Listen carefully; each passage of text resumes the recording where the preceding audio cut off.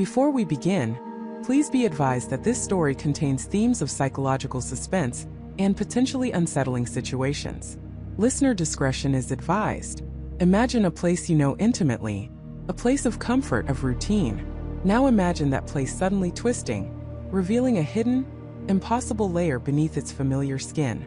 For Michael, that place was the Hawthorne Mall, a sprawling monument to consumerism, tucked away in the quiet suburbs of Ohio. For 2 years, Michael had known every inch of it, every squeak of the floorboards, every secret draft in the air conditioning. Until one night, everything he thought he knew simply vanished. Michael was 28, a night cleaner. His shift started right as the last exhausted shoppers shuffled out, and ended just as the first chirpy store managers arrived, coffee in hand. He was a ghost in the gleaming aisles, a silent guardian of the quiet. He knew the forgotten corners of the loading docks, the stale smell of the unused storage rooms, the exact spot in the food court where a persistent leak always dripped during heavy rain. He knew the mall like the back of his hand, and he liked it that way. There was a strange, almost meditative peace in the methodical sweep of his broom, the hum of his buffer, the solitude.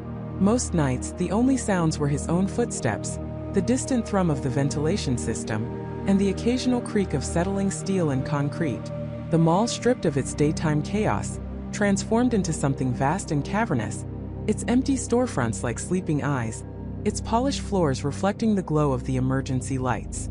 It was a beautiful, eerie solitude that Michael had grown to cherish. It was predictable. It was safe. That predictability shattered on a Tuesday night in late October. The air was already carrying the crisp bite of approaching winter, and the mall had been unusually quiet even during peak hours. Michael had started his usual rounds on the upper level, near the deserted wing that housed the long-shuttered department store, Sterling & Sons. He was pushing his industrial-grade vacuum cleaner, the low roar a familiar companion, when he first heard it. A faint hum, not the usual mechanical hum of the mall's infrastructure, but something lower, deeper, vibrating just beneath the threshold of hearing.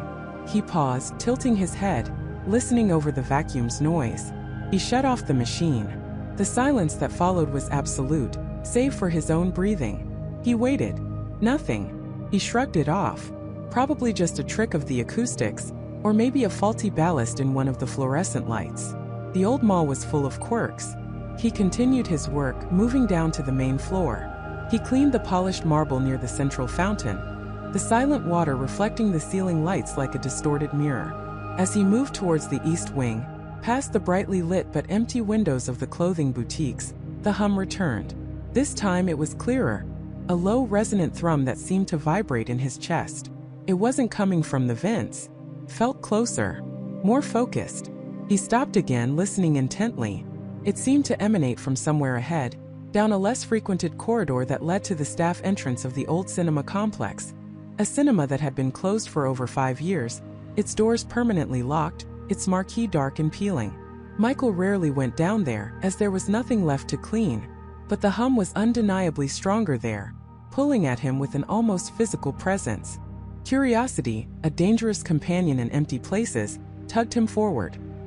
He left his cleaning cart behind, the metallic clatter of his keys against his belt the only sound as he walked. The corridor was dim, lit only by a few widely spaced emergency lights. The air grew colder, and a strange, almost metallic scent filled his nostrils like ozone, or the smell of an old television left on too long. The hum intensified with every step, a low rhythmic pulse that seemed to merge with his own heartbeat. He reached the end of the corridor, where the cinema's staff door stood, a solid, unyielding slab of reinforced steel, always locked. But tonight there was something else. To the left of the cinema door, where there had always been a plain, beige-painted concrete wall, a new door stood. It was a standard institutional fire exit door, painted a stark, unblemished red, with a gleaming silver pushbar. It looked utterly out of place, impossibly new against the faded paint and worn concrete of the old mall. More than that, it looked wrong. There was no structural reason for a door to be there. He knew this wall. He had cleaned this wall countless times. It was a solid wall. Michael stared, a cold knot forming in his stomach. His mind raced, trying to rationalize it. Had a new service tunnel been built? A maintenance entrance he hadn't been told about? But that was impossible. Construction of this magnitude couldn't happen overnight, silently, without a trace, without a single worker or a single sound. And the door itself, it wasn't just new. It felt like it had been inserted into reality, rather than built. It radiated the persistent hum, now louder, almost a low growl. He reached out a trembling hand, cautiously touching the cool, smooth surface of the red paint. Felt solid, real. He pressed his ear against it. The hum resonated deeply, a sound that seemed to come from everywhere and nowhere at once. He hesitated, his rational mind screaming at him to turn back, to ignore this impossible anomaly. But another primal part of him, an insatiable curiosity, urged him forward. He grabbed the silver push bar. It gave way with a soft click, surprisingly easy, no resistance.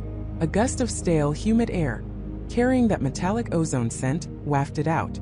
He slowly pushed the door open just a crack and peered inside. What he saw defied every expectation, every logical thought. It wasn't a storage room. It wasn't a service tunnel. It wasn't even a construction site. It was an endless corridor, stretching into oblivion, bathed in the sickly yellow glow of countless identical fluorescent lights. The walls were a uniform, faded beige, covered in what looked like water stains and peeling wallpaper. The carpet was a damp, industrial gray, patterned with faint, indefinable splotches. The air was thick and still, carrying that persistent, low hum, amplified now to an almost deafening drone. This place was vast, empty, and utterly devoid of any recognizable landmarks. It was nothing like the mall he knew. It was nothing like any place he knew. His heart hammered against his ribs. He stood there, frozen, his mind struggling to process the impossible sight. Where did this lead? How could this exist? It was a nightmare rendered in cheap linoleum and fluorescent light. Then, a shadow detached itself from the far, hazy distance of the yellow corridor. It moved quickly, silently towards him. Michael instinctively pulled back, his hand still on the door. The figure was tall, slender, indistinct in the oppressive light. It wasn't running but glided, with an unnatural smoothness that sent a shiver down Michael's spine. As it drew closer, he could make out details. A man wearing what looked like a faded blue uniform, perhaps a janitor like himself, but one from another era. The man's face was obscured by shadow, his head bowed, but Michael caught a glimpse of something in his hand. A small metallic object, reflecting the yellow light. The man reached the impossible doorway, not even glancing at Michael, who was now pressed against the corridor wall, completely hidden from view by the partially open door. Without a sound, without a moment of hesitation, the man in the blue uniform simply stepped through the doorway, into the yellow-lit expanse. And as he did, the red fire exit door, the impossible door, began to shimmer. Michael watched in horror as the edges of the door seemed to blur, to pixelate, like a glitch in reality. The red paint rippled, the silver push bar wavered, and then with a silent, impossible snap, the door was gone. The wall was solid again. Beige concrete, just as it had always been. No door. No trace. No sign that anything had ever been there. The hum, too, had vanished, leaving only the familiar, distant thrum of the mall's ventilation system. He stumbled backwards, tripping over his own feet, landing hard on the cold concrete. His breath hitched in his throat. He stared at the blank wall, then back down the empty corridor, then back at the wall again. It was impossible. He hadn't just seen a man walk into a non-existent place. He had seen the doorway itself disappear. He scrambled to his feet, his hands running frantically over the smooth, unbroken surface of the wall, searching for a seam, a crack, a hint of where the door had been. Nothing. Just solid, unyielding concrete. His mind reeled, trying to rationalize what his eyes had just witnessed. Was he hallucinating? Was he tired? Had he finally cracked under the strain of endless night shifts and solitary hours? But the ozone smell still lingered, faint but undeniable, a ghost of the impossible. And the memory of that endless, yellow-lit corridor, and the silent man in the blue uniform, was burned into his mind with terrifying clarity. It was too real to be a dream. Michael stood there, trembling, alone in the silent, empty corridor of the Hawthorne Mall. The mall he thought he knew, the place of comfort and routine, had just shown him a glimpse of something utterly alien, something that defied explanation.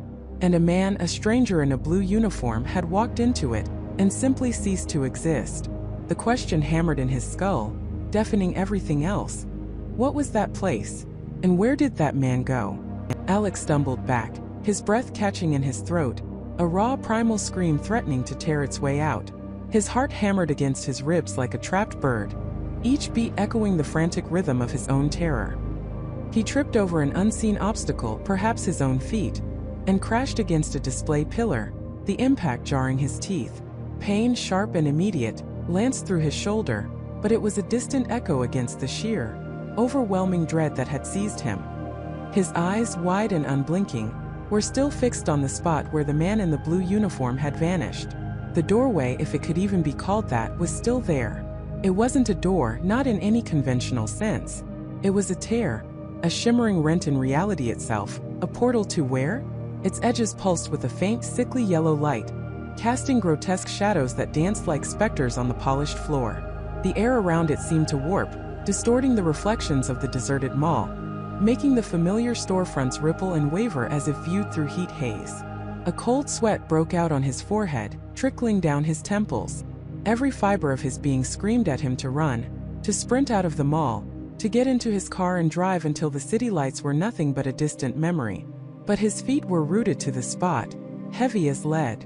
A morbid fascination, a terrifying curiosity, held him captive, battling against the instinct for self-preservation.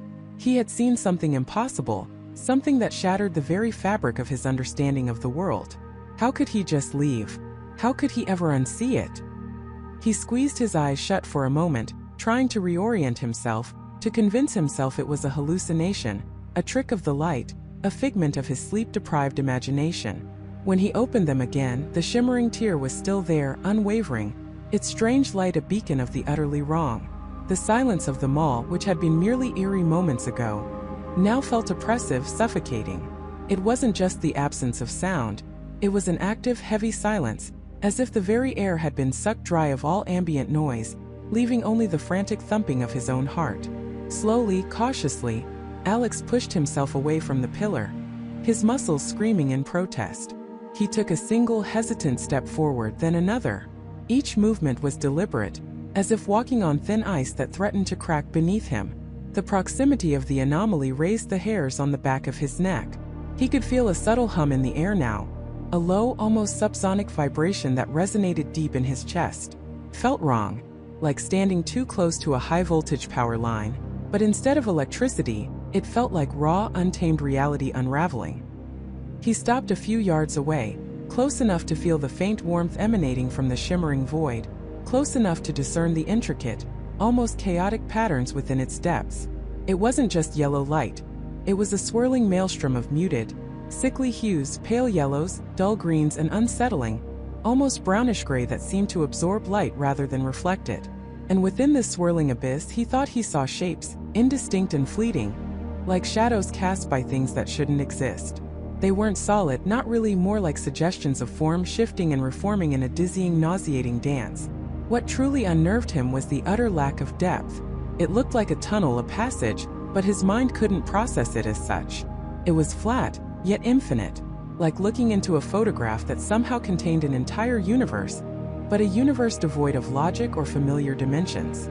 It was the Backrooms, he realized, though the term wouldn't come to him until much later, after countless sleepless nights and desperate searches for answers. But even then, standing before it, he knew instinctively that this was a place that defied all known physics, a place that existed outside of normal space and time. He stretched out a trembling hand, stopping inches from the shimmering surface.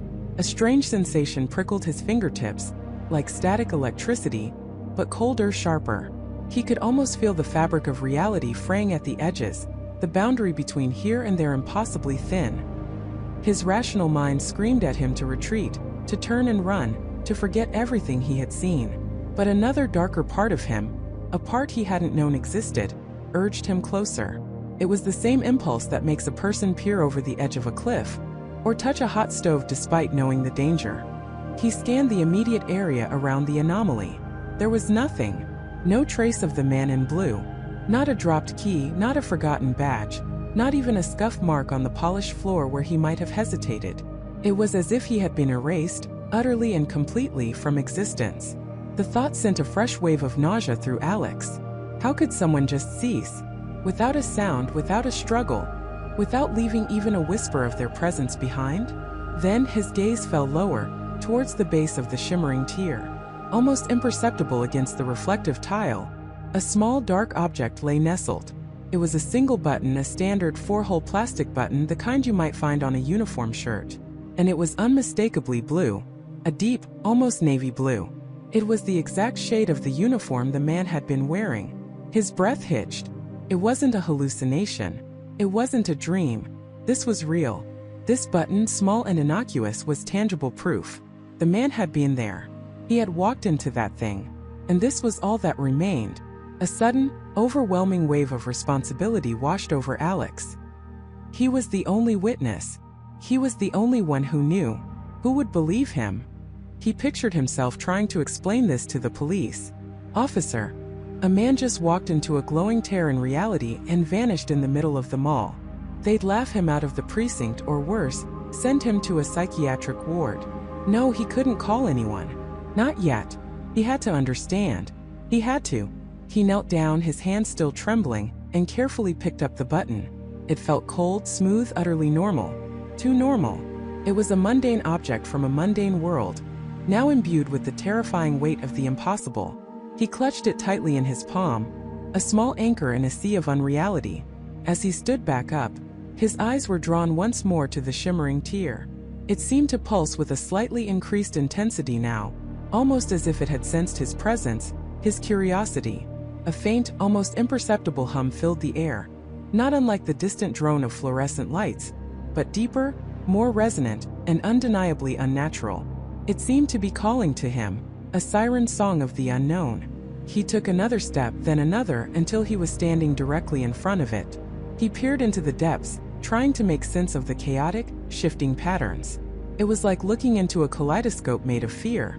The pale yellows and greens seemed to coalesce, forming fleeting, impossible structures that defied geometry. Walls that angled inward, ceilings that stretched into infinity, floors that dissolved into mist. It was a labyrinth, a maze, a place of endless, repeating corridors and rooms, all bathed in that sickly, oppressive light. He could almost smell it now. A faint, cloying odor like old carpet mixed with ozone and something else, something metallic and acrid like burnt sugar. It was a smell that promised decay and stagnation, yet also a strange, sterile emptiness. It was the smell of a place that had been forgotten, left to rot outside the confines of time. His heart continued its frantic rhythm, but a strange calm was beginning to settle over him. It wasn't the calm of peace, but the chilling stillness that precedes a storm. He knew with a certainty that transcended logic that he couldn't walk away. Not now. He had seen too much. The man in blue was gone, and Alex was the only one who could possibly find out what happened. Or perhaps he was the only one left to find out what happened. A terrifying thought struck him. What if the man hadn't just vanished? What if he had been taken? And what if, by witnessing it, Alex had somehow become entangled, marked by the anomaly? The thought sent a fresh shiver down his spine, but it also hardened his resolve. He couldn't just leave a fellow human being to whatever fate awaited him in that place. His conscience wouldn't allow it. And deep down, a part of him, the reckless, thrill-seeking part he usually suppressed, was screaming for answers. He took a deep breath, the strange, acrid air filling his lungs. Tasted like static. He squared his shoulders, the small blue button still clutched tightly in his hand, a talisman against the unknown. His gaze swept across the deserted mall one last time. The silent storefronts, the darkened food court, the empty escalators. This was his world, the one he understood. And just a few feet away, a gateway to something else entirely beckoned, shimmering with an unsettling promise. He raised his free hand, extending it slowly, deliberately, towards the pulsating, sickly yellow light. His fingers trembled, brushing against the invisible barrier. The static sensation intensified, buzzing up his arm. He felt a faint pull, a gentle suction, as if the void itself was drawing him in. It wasn't violent, not aggressive, but a subtle, insidious invitation. He hesitated for a fraction of a second, his mind racing through every horror movie he'd ever seen, every urban legend he'd ever heard. But the pull was too strong.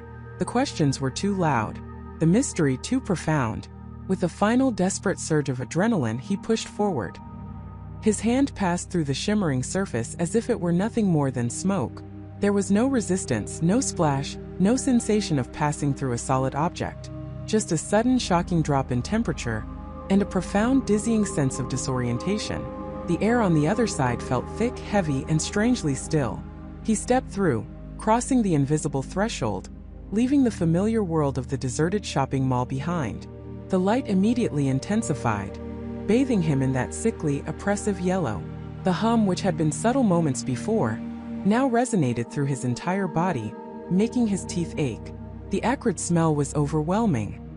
He was standing on a floor of damp, stained carpet, stretching endlessly in every direction. The walls, painted a uniform, faded yellow, were scarred with inexplicable marks and stains. Fluorescent lights, buzzing with a discordant, irritating drone, flickered erratically above, casting long, distorted shadows that seemed to writhe and stretch with a life of their own. He was in a corridor, but it was unlike any corridor he had ever seen. It was too wide, yet felt claustrophobic. It stretched into the distance, curving gently, but seemed to have no end. There were no doors, no windows, no signs, no furniture. Just the endless, monotonous expanse of yellow walls and damp carpet under the buzzing, flickering lights. He turned, desperate to see the shimmering tier, to see the way back to the mall. But there was nothing. Just more faded yellow wall, identical to all the others. The entrance, the portal, had vanished as if it had never been there. He was trapped. A cold dread, far deeper and more insidious than anything he had felt before, settled over him. He was truly, utterly alone. In a place that defied logic, a place of infinite, repeating yellow rooms and buzzing lights. He had stepped into a nightmare, and the door had slammed shut behind him. He took a tentative step forward, his shoes squishing softly on the damp carpet. The silence, broken only by the incessant hum and flicker of the lights, was deafening. He called out, his voice a hoarse whisper, "Hello? Is anyone there?" His words were swallowed by the vast, oppressive emptiness, echoing faintly before dissolving into the silent drone. No reply, only the endless yellow, the flickering lights, and the chilling realization that he was now a part of this impossible place. The backrooms, and he had no idea how to get out. His breath hitched, a desperate gasp that felt impossibly loud in the oppressive quiet. The realization hit him like a physical blow, stealing the air from his lungs, twisting his gut into a cold knot. This wasn't some maintenance corridor, some forgotten storage area. This was it. The impossible, the place whispered about online in hushed, morbid tones. The backrooms, and he, Michael, was here.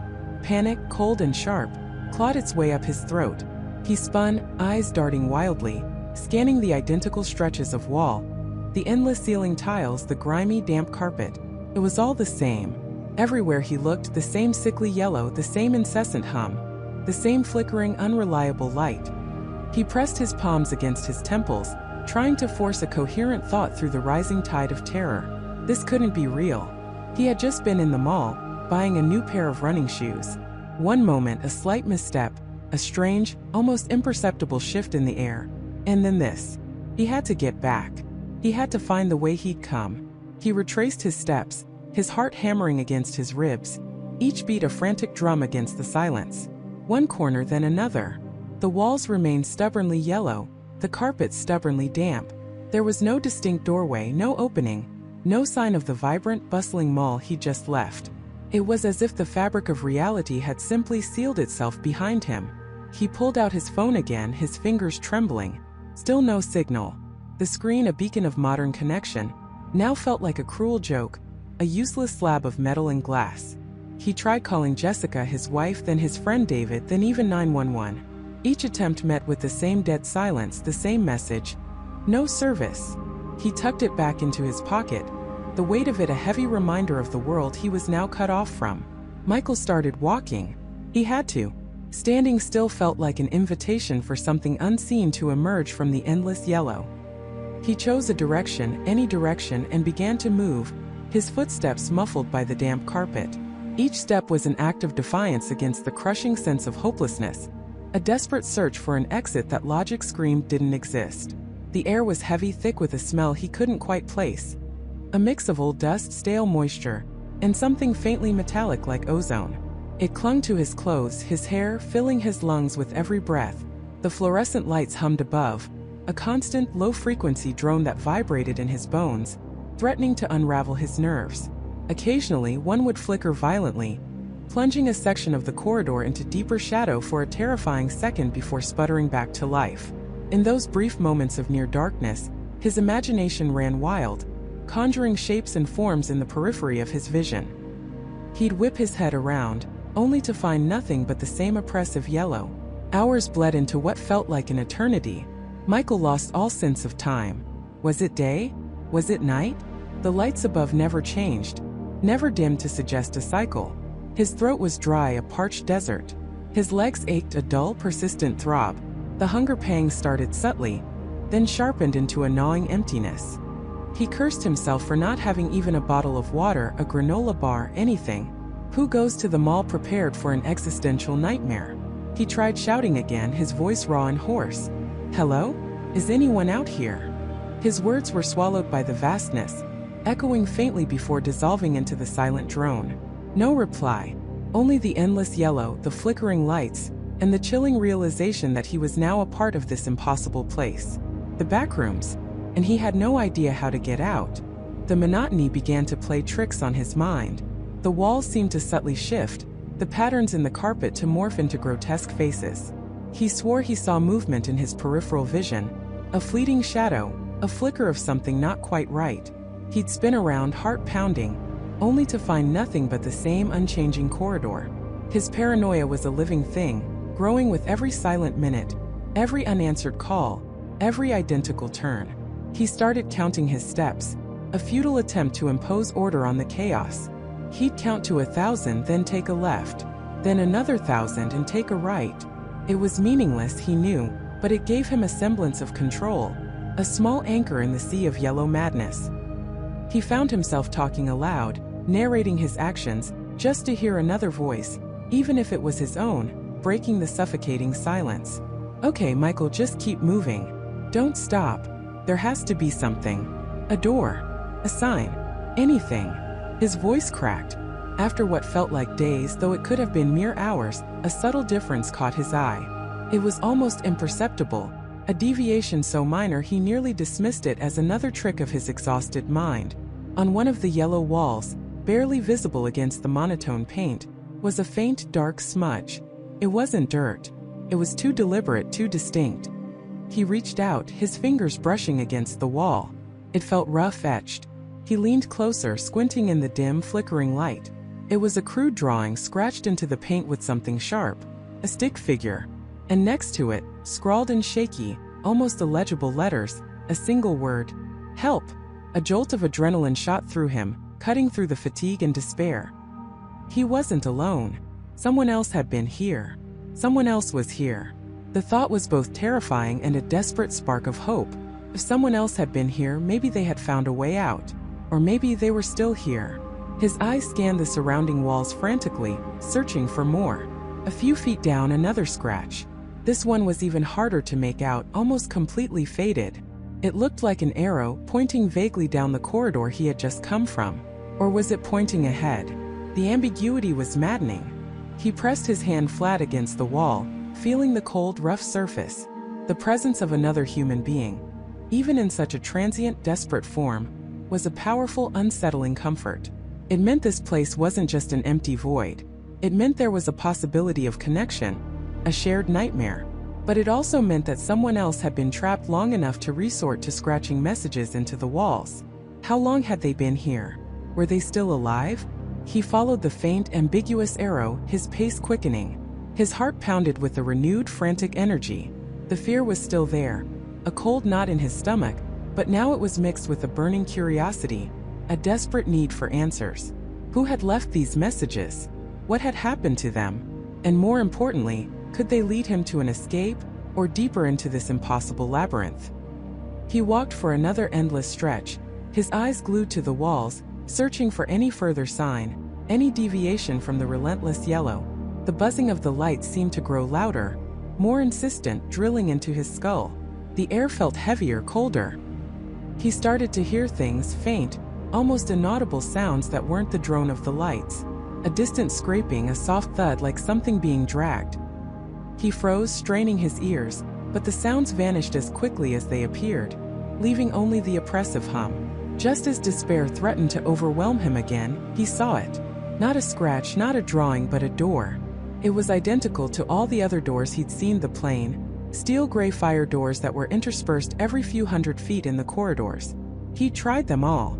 Every single one had been locked, unyielding, solid. But this one was different.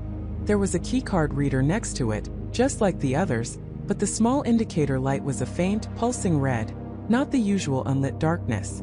And more strikingly, the handle was slightly ajar, as if it hadn't been fully closed. A sliver of deeper darkness was visible in the crack. Michael approached it slowly, cautiously, his senses on high alert. Every muscle in his body was tense, ready to bolt. He reached out a trembling hand, his fingers brushing against the cold metal of the handle. He pushed gently. The door swung inward with a soft, almost imperceptible creak, revealing not another yellow corridor, but an entirely different space. A space that was dark, silent, and filled with an unsettling, profound chill that seeped into his very bones. The air was still, heavy, and carried a faint, sweet, cloying smell he couldn't quite identify, but instantly knew was wrong. He peered into the darkness, his eyes struggling to adjust. Nothing was immediately visible, but the oppressive silence of this new room was a stark contrast to the constant hum of the yellow corridors. It felt dead, and yet, undeniably, something was in there. Something that had caused the door to be left open. Something that had left the faint, unsettling smell in the air. Michael stood on the threshold, caught between the endless, known terror of the yellow labyrinth and the unknown, terrifying darkness beyond the door. His instincts screamed at him to run, to turn back, to ignore this new, ominous path. But the deep, desperate hope ignited by the scratched message on the wall, the faint possibility of an exit, or at least an answer, was a powerful, irresistible pull. He took a deep, shaky breath, the metallic sweet air filling his lungs. He had to know. He had to. He stepped across the threshold, into the chilling darkness, and the door clicked shut softly behind him. The door's soft click was a sound of profound finality, a gentle thud that swallowed the last vestiges of the bustling mall behind him. Darkness, thick and absolute, rushed in to fill the void, pressing against his eyes, his skin absorbing every photon, every sound. For a terrifying beat, Michael's mind went utterly blank, a primal scream catching in his throat, choked by the sudden, suffocating absence of light and life. He fumbled desperately for his phone, the cold plastic slick with sweat in his trembling palm, his thumb blindly searching for the flashlight icon. A frantic tap, another, and then a weak, wavering beam pierced the oppressive gloom, cutting a narrow path through the inky blackness. It wasn't much, but it was enough to reveal his immediate surroundings, and what he saw stole the air from his lungs. This was no ordinary service corridor. He stood in what appeared to be a long, narrow passageway, stretching into the distance in both directions. The walls were a uniform, sickly yellow, painted with a cheap, institutional sheen that peeled in places like sunburnt skin. The air hung heavy and still, thick with the metallic sweet scent he'd noticed earlier, but now mixed with something else. A faint, cloying mustiness, like old dust in forgotten spaces.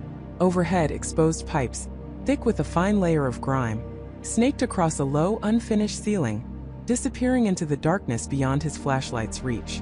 The floor was rough concrete, uneven and stained, a testament to years of neglect or perhaps something far older. There was no sound, not even the distant hum of the mall's HVAC system, no muffled chatter from shoppers, no music. Just an unnerving, profound silence that pressed in on his eardrums, making the frantic thump of his own heart seem deafening. He spun around, the phone beam dancing wildly, searching for the door he'd just come through. It wasn't there. Or rather it was, but it wasn't the door. Instead, the wall behind him was a seamless expanse of the same sickly yellow paint, broken only by a series of identical, unlabeled metal doors, all indistinguishable from one another. They were spaced evenly like teeth in a forgotten jaw, each one a mirror image of the last. Panic, cold and sharp, clawed at his throat. He reached out, his fingers brushing against the cold, smooth metal of the nearest door, pulling on the handle. It was locked. He tried another and another. All locked, all identical. He was trapped, completely and utterly trapped. A strangled gasp escaped him, and he leaned against the cold wall, trying to steady his ragged breathing. This couldn't be real. This wasn't the mall. Where was he? What was this place? The faint, almost imperceptible tremor in the air, the one he'd felt outside the door, seemed stronger here, a low resonant thrumming that vibrated deep within his bones, a hum that felt less like machinery and more like a living thing. He had to move. Standing still, cowering in the beam of his phone, wouldn't solve anything. His phone. He checked the signal. Nothing. No bars. Just a stark no-service message staring back at him, mocking his predicament. The battery, already dwindling from his earlier frantic searching, flashed a warning red. He had to conserve it. This was his only light, his only connection to anything resembling normalcy. Taking a deep, shaky breath, Michael forced himself to think. He had to find an exit, a way back to the mall, or failing that, any way out. He chose a direction, arbitrarily picking the path that stretched away from the cluster of identical doors. He started walking, his footsteps echoing unnaturally loud in the vast, empty silence. Each step felt heavy, deliberate, as if he were treading on sacred, forbidden ground. The corridor seemed to stretch endlessly, a monotonous tunnel of peeling yellow paint and exposed pipes. The air grew colder with every step, a damp, bone-chilling cold that seeped through his clothes. He kept his phone beam steady, scanning the walls, the ceiling, the floor, searching for anything, any sign, any deviation from the oppressive sameness. Minutes bled into what felt like hours. He passed countless more metal doors, all identical, all unmarked, all silent. Some were slightly ajar, revealing nothing but deeper darkness within, a void Michael instinctively knew better than to explore. He saw no windows, no signs of life, no emergency exits, nothing that suggested this place was part of any building designed for human occupation. It was as if the architect had intentionally created a maze of utter desolation. Then he saw something. It wasn't a door or a window or even a sign. It was on the wall, just beyond a particularly dark patch where a dead fluorescent tube hung limply from the ceiling. A faint, almost imperceptible discoloration, a stain perhaps. He brought his phone closer, the beam illuminating a patch of the sickly yellow wall. It was a handprint, but not a normal handprint. It was too large, too elongated, the fingers oddly splayed, as if pressed there by immense force. And the color, it wasn't dirt or grime. It was a faint rusty red, faded and old, yet undeniably present. It looked like dried blood. His stomach lurched, and a wave of nausea washed over him. He instinctively recoiled, his heart hammering against his ribs. He stared at it, frozen, the beam of his phone trembling. Who could have made such a mark? And why? He tried to rationalize it away: paint, rust, some strange chemical spill. But the shape, the undeniable imprint of 5 long, splayed fingers, screamed otherwise. He pushed on, trying to ignore the unsettling image, but it was burned into his mind. The silence, once merely unnerving, now felt menacing. Every creak of the old building, every subtle shift in the air pressure, made him jump. He felt an intense, undeniable sensation of being watched, a prickling on the back of his neck that made him constantly glance over his shoulder. Yet there was never anything there. Just the endless, empty corridor stretching behind him. He rounded a corner, expecting more of the same, but this section was different. The ceiling here was higher, the pipes thicker and more numerous, converging into a massive, rusted ventilation shaft that ran horizontally across the top of the corridor before disappearing into a gaping hole in the wall.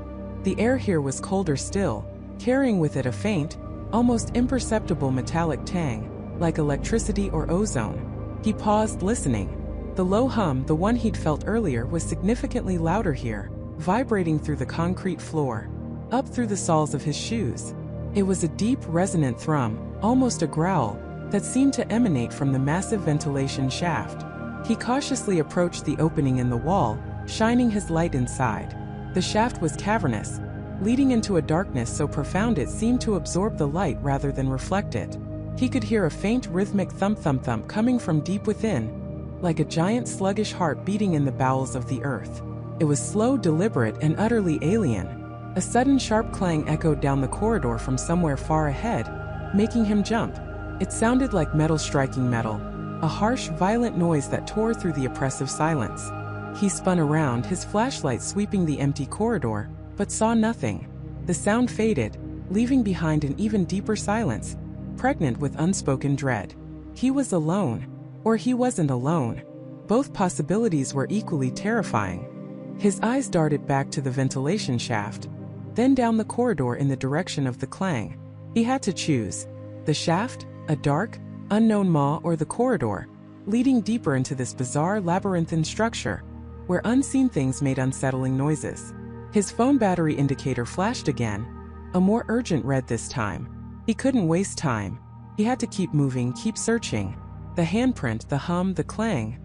They were all pieces of a puzzle he didn't want to solve, but was inexorably drawn into. The only way out, he instinctively knew, was to go through, to understand what this place was, or at least find a path that led somewhere, anywhere else. He took a deep, shuddering breath, the metallic, sweet, musty air filling his lungs, tasting of dread and forgotten secrets. He turned his back on the gaping maw of the ventilation shaft, choosing the path that seemed to offer at least the illusion of forward momentum. His flashlight beam, growing weaker with each passing minute, cut a desperate swathe through the gloom, guiding him deeper into the chilling unknown. Every muscle in his body screamed at him to run, to turn back, but a strange, compelling force, a desperate need for answers, for understanding, for escape, propelled him forward. He had to know what was at the end of this impossible corridor. He had to. The corridor stretched on, an impossible, maddening expanse that defied the very laws of space Michael understood. With every step, the flickering fluorescent lights above seemed to dim further, casting longer, more grotesque shadows that danced and writhed at the periphery of his vision. The familiar muted beige of the walls began to shift, subtly at first, then more dramatically. Patches of peeling paint gave way to exposed concrete, rough and cold, then to sections of polished, dark wood paneling that felt strangely out of place. The air grew heavy, thick with the scent of dust and something else, something metallic and faintly sweet, like old blood mixed with ozone. His legs ached, a dull, persistent throb that resonated with the frantic beat of his heart. Sweat trickled down his back, cold against his skin, despite the rising temperature in the corridor. He pressed on, his breath coming in ragged gasps, each one a testament to his dwindling stamina and growing desperation. He tried talking to himself, a low murmur just to hear a human voice in the suffocating silence, but the words caught in his throat, lost in the vastness. Then the sound started. Faint at first, a distant hum like industrial machinery running deep underground, then a series of sharp, rhythmic clicks that seemed to emanate from the walls themselves. He stopped, pressing his ear against the cold concrete, but the sound vanished, only to reappear moments later, further down the corridor. It was a cruel game, a psychological torment designed to fray his already stretched nerves. He started running, a desperate, stumbling sprint, convinced that if he could just outpace the sounds, outrun the shifting walls, he might find an end. The corridor blurred, a tunnel of ever-changing textures and dimming lights. The floor beneath his feet transitioned from worn linoleum to cold tile, then to a surprisingly plush, deep crimson carpet that muffled his footsteps, making him feel even more isolated. He ran until his lungs burned and his vision swam, then collapsed against a wall, sliding to the floor, panting. His head throbbed, a drumbeat of exhaustion and fear. He closed his eyes, trying to clear his mind, but the images of the endless corridors, Clara's vacant stare, David's manic laughter, all swirled behind his eyelids. He felt like he was losing his grip, that the mall wasn't just trapping him, it was actively trying to break him. When he opened his eyes, the corridor had changed again. The walls were now a uniform, sterile white, devoid of any fixtures or seams, like the inside of a giant, featureless tube. The carpet was gone, replaced by a smooth, reflective black floor that mirrored the dim, pulsating lights above. There was no beginning, no end, just this unsettling, infinite tunnel. But then, far in the distance, a point of light. It wasn't a flickering fluorescent, but a steady, warm glow like sunlight filtering through a distant window. A surge of adrenaline, raw and potent, coursed through him. Hope. A dangerous, intoxicating hope. He pushed himself up, his muscles screaming in protest, and began to walk again, faster this time, drawn by the beacon. The light grew, resolving into an opening, not a door, but an archway, impossibly large and ornate, carved from a dark, unfamiliar stone. It stood at the very end of this impossible corridor, a stark contrast to the sterile white tube. He reached the archway, his hand trembling as he ran it over the cool, smooth stone. Beyond it, the warm glow beckoned. He stepped through, his heart hammering against his ribs, prepared for anything, for nothing. He wasn't prepared for this. He stood on a balcony overlooking an immense, cavernous space. It was a shopping mall atrium, but unlike any he had ever seen. The scale was breathtaking. dwarfing even the grandest of modern malls. It stretched upwards into a dizzying height, a vast dome of reinforced glass and steel that, impossibly, showed no sky, only a swirling ethereal mist of pale blue and silver light. Below him, the atrium floor was a sprawling, multi-tiered landscape of what looked like retail stores. But they were all dark, their windows empty, their signs unlit and unreadable. Escalators, frozen in time, snaked upwards and downwards, their chrome railings gleaming dully in the strange light. The architecture was a bizarre fusion of styles. Gothic arches met sleek, minimalist glass facades. Art Deco flourishes intertwined with brutalist concrete structures. It was as if every major mall designer throughout history had contributed a section, then abandoned it. And it was utterly, profoundly silent. The kind of silence that pressed in on your eardrums, making you aware of every beat of your heart, every shallow breath. Michael walked along the balcony, his footsteps echoing unervingly in the vast emptiness. He saw a railing and peered over down into the abyss. Levels upon levels descended, disappearing into the pale mist below, hinting at an impossible depth. He felt small, insignificant, a solitary speck in this monumental, abandoned world. He noticed something else. Scattered throughout the atrium at various levels were other archways, identical to the one he had just emerged from. Dozens of them, leading into other unseen corridors. This wasn't just a mall, it was a nexus, a hub, a central station for countless backrooms. A chill snaked up his spine. David's words echoed in his mind. The architect, the design. This wasn't random. This was built, created with purpose. But for whom? And why? He continued along the balcony, his eyes scanning the impossible landscape below. That's when he saw it. On one of the lower levels, amidst the darkened storefronts, a single light flickered. A soft, warm glow like a lamp in a living room. And beneath it, a figure. Michael froze, his breath catching in his throat. It was too far to make out details, but the silhouette was undeniably human. It was standing perfectly still, facing away from him, towards one of the darkened storefronts. A wave of conflicting emotions washed over him. Fear, yes, but also a desperate, overwhelming hope that he wasn't alone, that there might be another living soul in this desolate monument to consumerism. He needed to get down there. He searched for a way, spotting a grand sweeping staircase, wide enough for a parade, leading from his balcony level down towards the main floor. He hurried towards it, his heart pounding with renewed purpose. As he descended, the light below seemed to brighten slightly, and he could make out more details of the figure. It was a woman dressed in what looked like a simple dark dress. Her posture was stiff, almost unnatural. She wasn't moving. He reached the main floor, the sound of his shoes on the polished marble echoing like gunshots. He moved cautiously, keeping to the shadows of the unlit storefronts, his eyes fixed on the woman. He called out, his voice hoarse, "Hello? Is anyone there?" His voice was swallowed by the vastness, not even an echo returning. The woman didn't stir. He approached slowly, his senses on high alert, every muscle tensed. As he got closer, he saw the light was coming from a small, ornate table lamp sitting on a display pedestal. And beneath the lamp, the woman. She wasn't standing. She was sitting, in a chair, facing the darkened storefront. He was close enough now to see her clearly. She was young, perhaps in her late 20s, with long dark hair. But something was terribly wrong. Her skin was a pallid gray, and her eyes, wide and vacant, stared straight ahead, unblinking. Her hands rested limply in her lap, fingers slightly curled, as if she had just let go of something. Michael stopped a few feet away, a cold dread seeping into his bones. This wasn't a living person. This was a mannequin, but not a plastic store-bought one. This felt different, more real, more lifelike, yet utterly devoid of life. He reached out a trembling hand, hovering it near her face. The skin looked too real, the texture of her hair too natural. It was horrifyingly convincing. Then he noticed something in her lap. A small, tarnished silver locket, clutched loosely in her right hand. He gently pried her fingers open, his skin crawling at the cold, stiff touch. He opened the locket. Inside, there were 2 miniature photographs. One was of a smiling young man, his eyes crinkling at the corners. The other was of the woman herself, but she was alive in the picture, her eyes bright, a genuine smile on her lips. And beneath the pictures, etched into the silver, were 2 names, Jessica and Mark. A wave of nausea washed over him. This wasn't a mannequin. Or rather, it was now.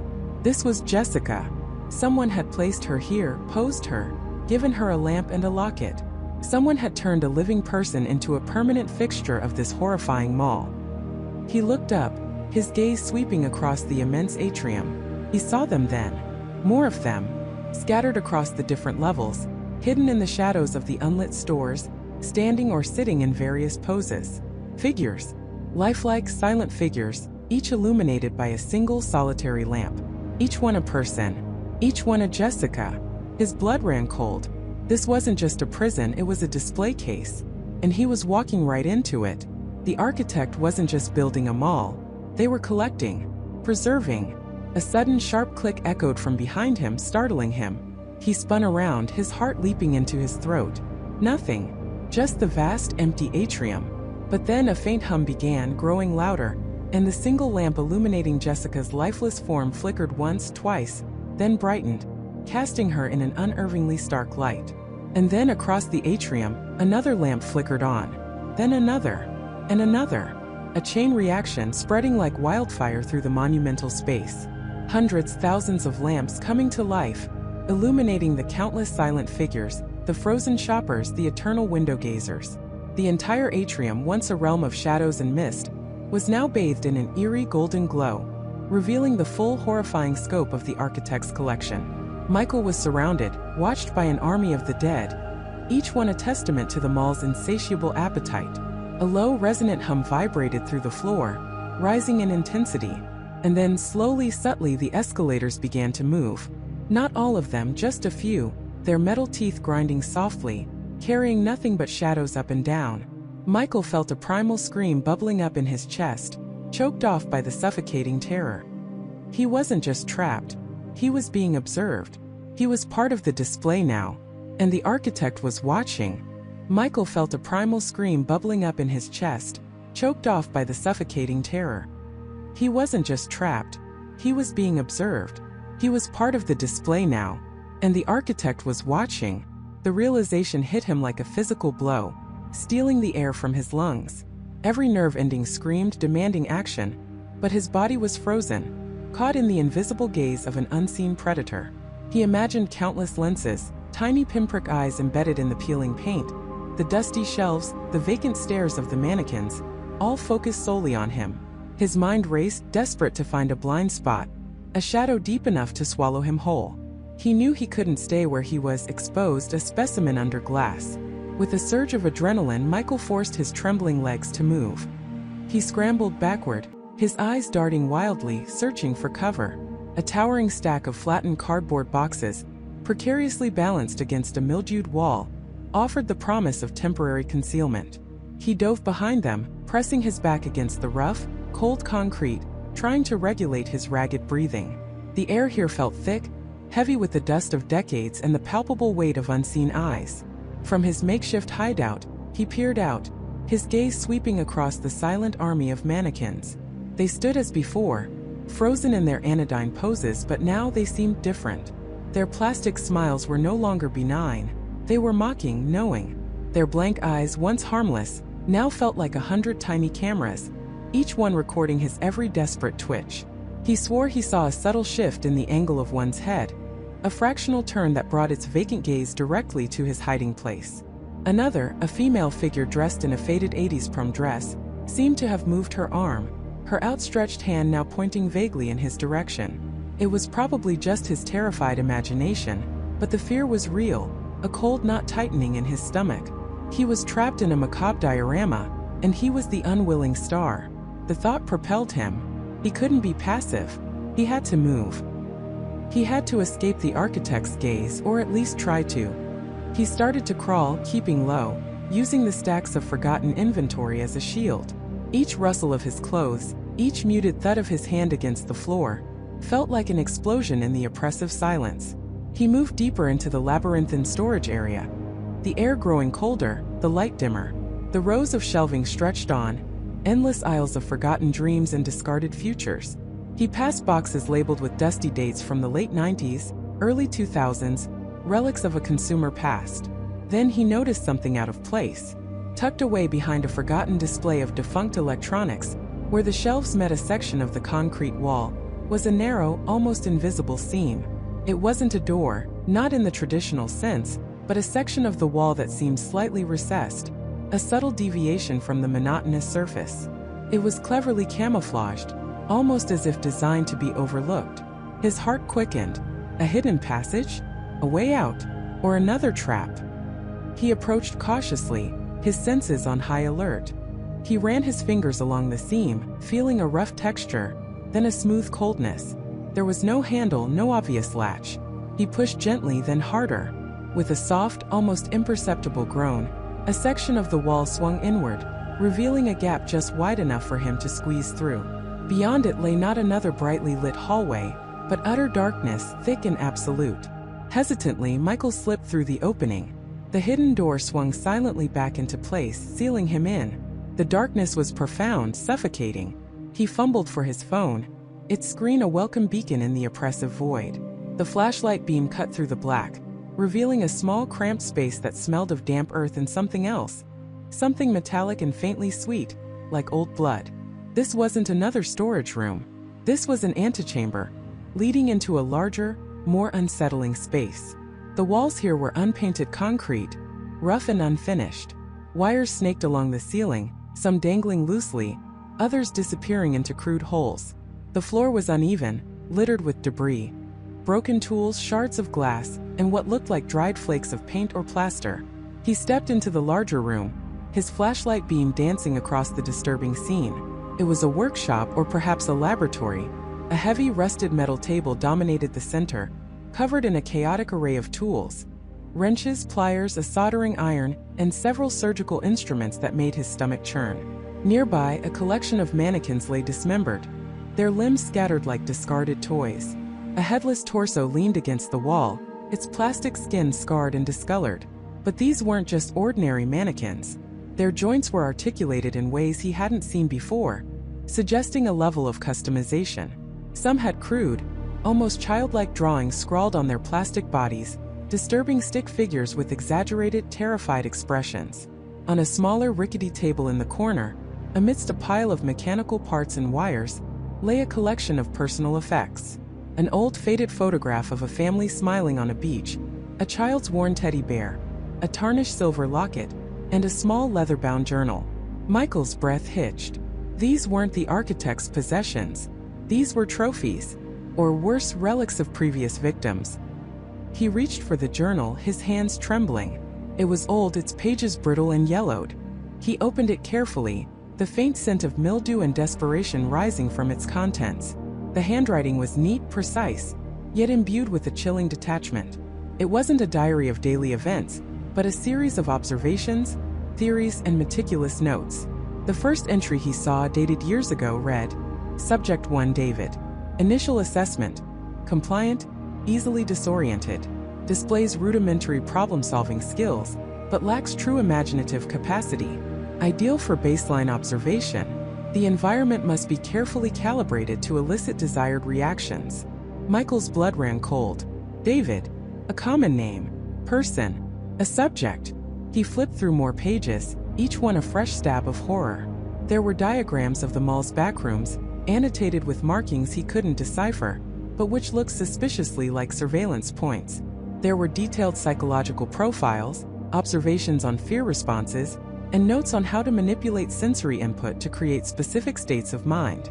Subject 3 Emily. Highly sensitive, prone to panic. Her distress signals are illuminating. A perfect canvas for the isolation phase. The recursive loop of the corridors proves most effective. Note to self. Introduce auditory hallucinations of familiar voices for enhanced effect. He gasped, a dry choke sound. The mall wasn't just a physical trap. It was a psychological torture chamber. The architect wasn't just watching. They were actively experimenting, refining their methods, playing with human minds. The mannequins, the endless corridors, the flickering lights. It was all part of a grand sadistic design. He found a page filled with dense philosophical ramblings. The true nature of beauty lies in perfection. The world outside is chaotic, broken, imperfect. Humanity in its natural state is flawed. But within a controlled environment, an ideal one, we can prune away the imperfections, distill the essence. We can create displays of pure, distilled humanity, preserved in their most primal, authentic states. Fear, hope, despair. These are the colors of the soul. My mall is not a prison, it is a museum. And my subjects, they are the exhibits. The architects saw them as art, as specimens, as objects to be refined and displayed. Michael's mind reeled, the sheer depravity of it all overwhelming him. This wasn't just a deranged individual. This was a meticulous, calculating monster with an elaborate philosophy of terror. As he absorbed the chilling words, a faint rhythmic humming started somewhere in the room, a low thrum that vibrated through the concrete floor. Then, a single bare bulb hanging precariously from a frayed wire directly above the metal workbench flickered to life, casting harsh shadows that danced across the dismembered mannequin parts. The room, which had been dark moments before, was now bathed in an eerie, pulsing light.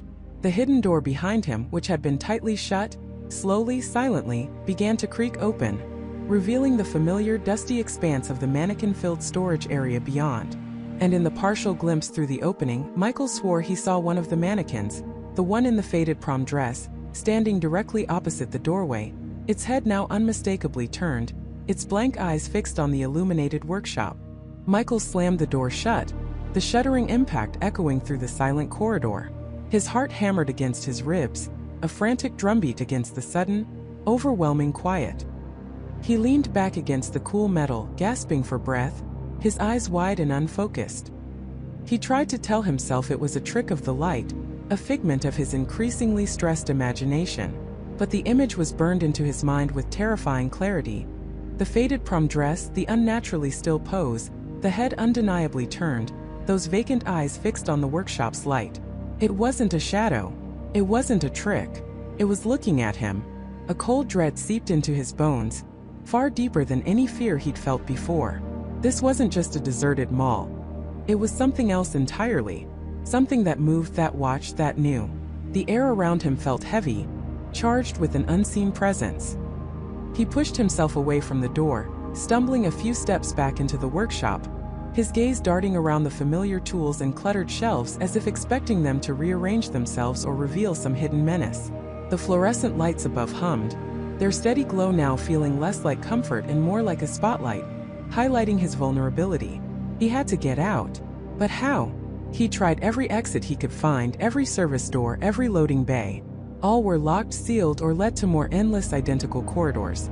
The thought of those corridors stretching into the gloom filled him with a fresh wave of panic.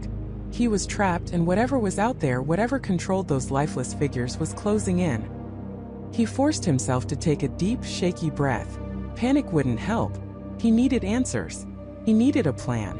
And the only place he'd found anything resembling a clue was right here, in this strange, forgotten workshop. He turned his attention back to the old wooden desk, its surface still covered in dust and forgotten tools. If there was anything else to find, it would be here. He began a more thorough search, his hands trembling slightly as he ran them over the rough wood. He pulled out the drawers one by one, sifting through their contents. Rusty bolts, dried-up tubes of adhesive, scraps of fabric, old price tags, a few faded photographs of smiling families posing with new purchases, mundane relics of a bygone era. Nothing. He was about to give up on the desk when his fingers brushed against something odd at the back of the bottom drawer. It wasn't a loose board, but a subtle seam, almost perfectly flush with the drawer's base. He pressed on it, and with a faint click, a small, shallow compartment sprang open. Inside, nestled amongst a few yellowed receipts and a single tarnished key, was a small leather-bound journal. His heart gave another lurch. This was it. This had to be it. He pulled the journal out, his fingers tracing the worn leather. It felt old, heavy with unspoken stories. He opened it, the brittle pages crackling softly.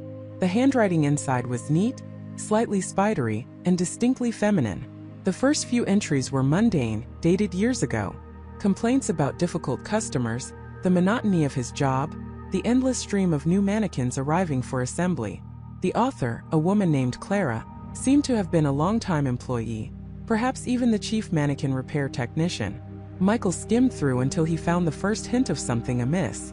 August 14th. Another late shift. Swore I put the new blonde in the window display. but found her back in storage this morning. Must be losing my mind. Too many hours, not enough sleep. Asterisk. Michael's eyes widened. He continued reading, the entries growing progressively more unsettling. Asterisk September 3rd. The lights in the back corridors are flickering again. Maintenance says it's an old building, but it never used to be this bad. And I keep hearing things. Faint whispers like children talking, but there are no children here after closing. Asterisk. Asterisk October 1st. I'm starting to think I'm seeing things. The mannequins. I know it sounds mad, but I swear some of them are in different positions than I left them. Especially the one in the red sequin dress. Keep finding her arms slightly raised like she's waving. It's just nerves, Clara, just nerves. Asterisk. Just nerves. Michael felt a chill run down his spine. Clara's experiences mirrored his own, but they had clearly started long before he'd ever set foot in this place. He devoured the pages, his breath catching in his throat with each new revelation. Asterisk November 12th. It's not just the mannequins moving now. The layout feels different. I took the usual shortcut through the fabric section, but somehow ended up in home goods. It's like the walls shift when I'm not looking. I'm scared to go to the bathroom alone. Asterisk. Asterisk December 5th. They're watching me. I know they are. Those blank eyes, they follow me. I caught the prom dress one, the one with the slight chip on her nose, standing by the workshop door last night. Just standing there. And then the lights went out for a second, and when they came back on, she was gone. I screamed. No one heard. Asterisk. Michael's blood ran cold. The prom dress mannequin. The same one he'd just seen. Clara had seen it 2 years ago. This wasn't a recent phenomenon. This was ingrained, a part of the mall itself. Asterisk January 20th. I tried to tell David, the night security guard. He just laughed it off, said I needed a vacation. He doesn't see it. He can't. But I feel it. The cold spots, the whispers that sound like my name. The way the air feels thick when I'm alone. It's like the mall is alive. And it doesn't like us being here. Asterisk. Asterisk February 18th. I found David's flashlight in the food court this morning. Just the flashlight. He never leaves it anywhere. And his walkie-talkie was on the floor smashed. No sign of David. The police came, but they just said he probably walked off the job. I know better. The mannequins, they were all facing the food court entrance. Every single one. Asterisk. A wave of nausea washed over Michael. David. Another victim. Just like the security guard he'd heard about. He wasn't the first to disappear here. Not by a long shot. Clara's journal was a horrifying chronicle of a slow, creeping terror. Asterisk March 10th. I'm trapped. I tried to leave. The main doors, the service exits, even the fire escapes. They're all sealed. Changed. When I try to open them, they just lead to another corridor. Another empty shop. The mall is holding me here. It wants something. Or it wants to keep me. And the mannequins, they're getting closer. I can hear them shuffling sometimes just outside the workshop. Like they're waiting. Asterisk. The journal fell open to the last entry. The handwriting now frantic, almost illegible, stained with what looked like dried tears. Asterisk April 3rd. It knows I know. It knows I'm writing this. I hear it now, a low hum that vibrates through the floor. It's coming from the sub-basement, I think. The old power core. That's where it started. That's where it is. I can feel its hunger. Feeds on something here. Our fear? Our presence? I don't know. But I'm going down there. I have to. I have to stop it before it takes everyone. If anyone finds this, don't come looking for me. Run. Get out. Find the core. Destroy it. Before it consumes everything. Before they become real. Asterisk. The last words were a desperate, smeared scrawl trailing off the page. Before they become real. Michael stared at the journal, his mind reeling. The power core.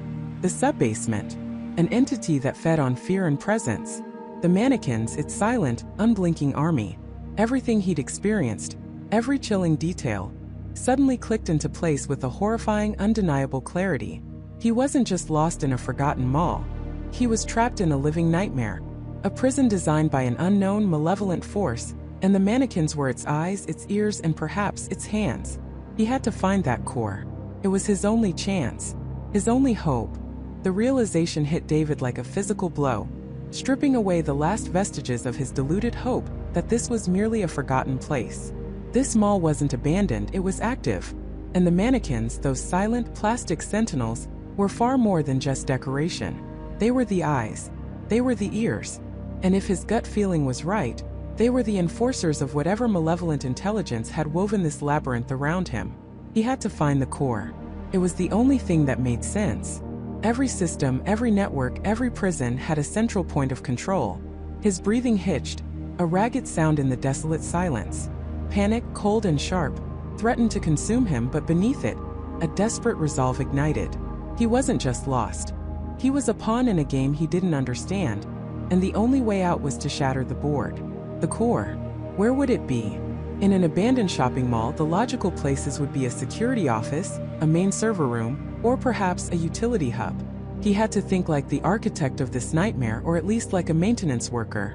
He started moving, not with the aimless wandering of before, but with a new focused intensity.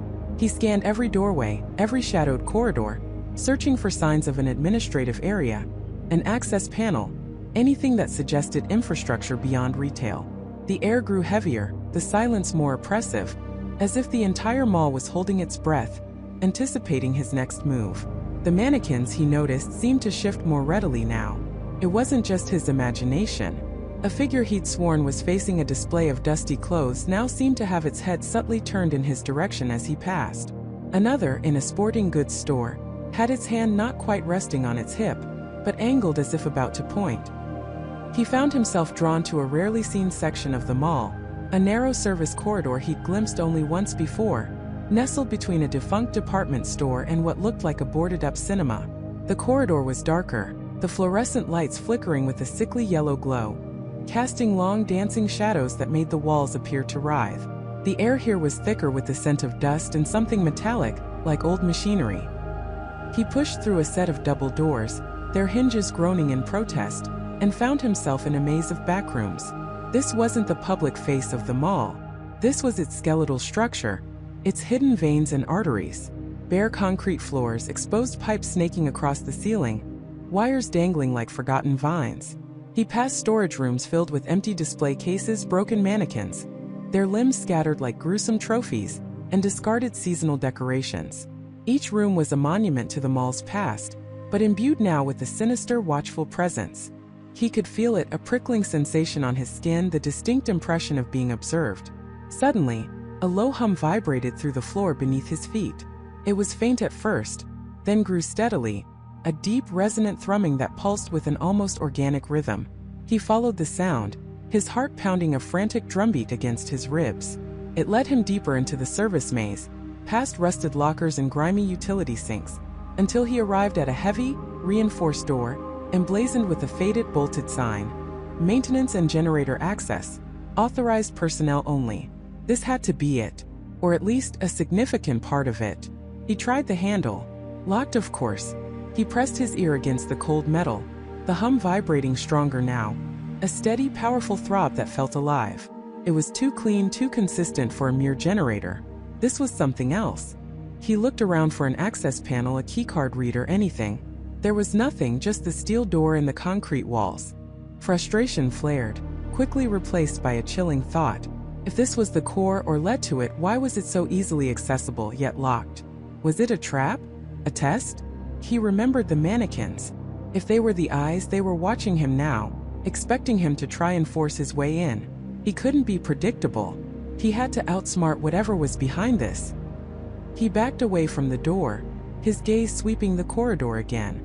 He noticed a faint, almost invisible seam in the concrete wall beside the door, a hairline crack that suggested not a flaw, but a hidden panel. He ran his fingers along it, feeling a slight indentation. With renewed hope he pressed, pushed, prodded. Nothing.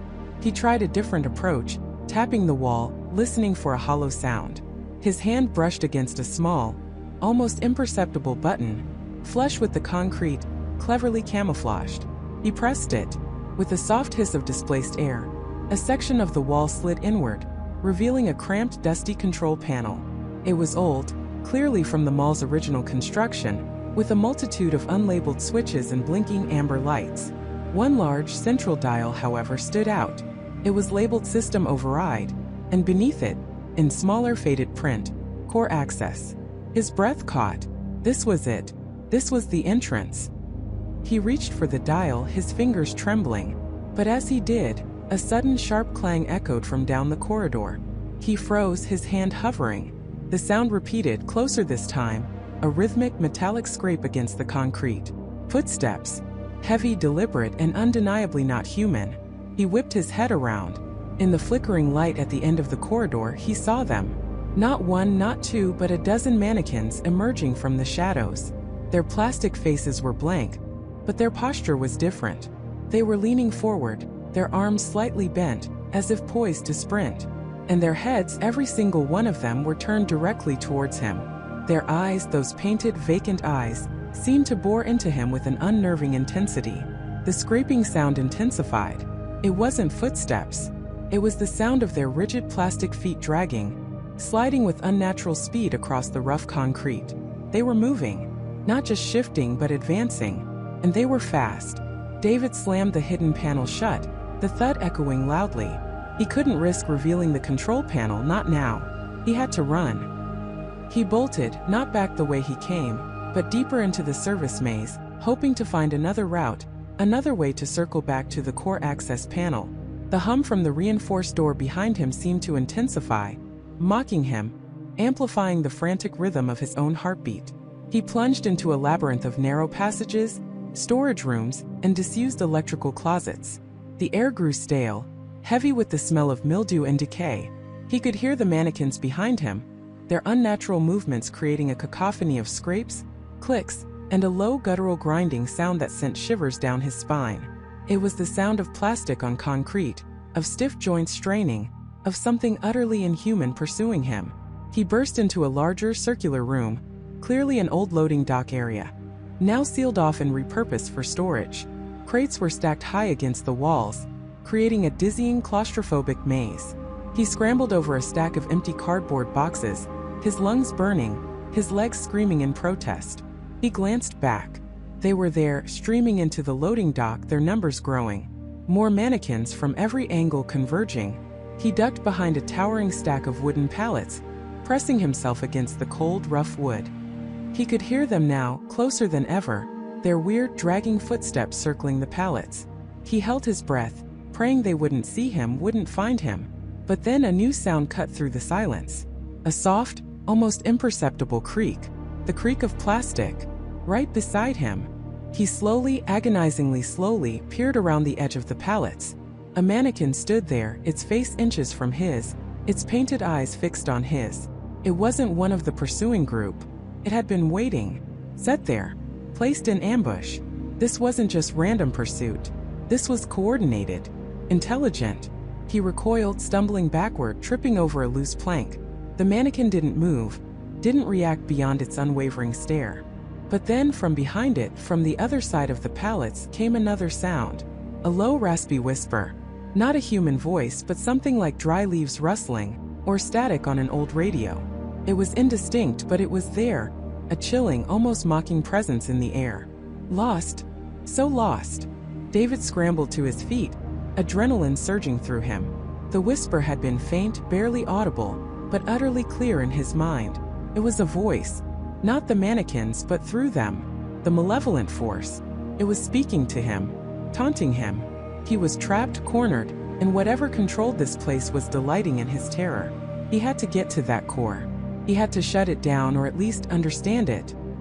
He burst from behind the pallets, dodging the waiting mannequin, and ran, not away from the core, but towards it. He would find a way in. He would face whatever waited inside. He had no other choice. The hum that had been a distant thrumming for hours now vibrated through Michael's very bones.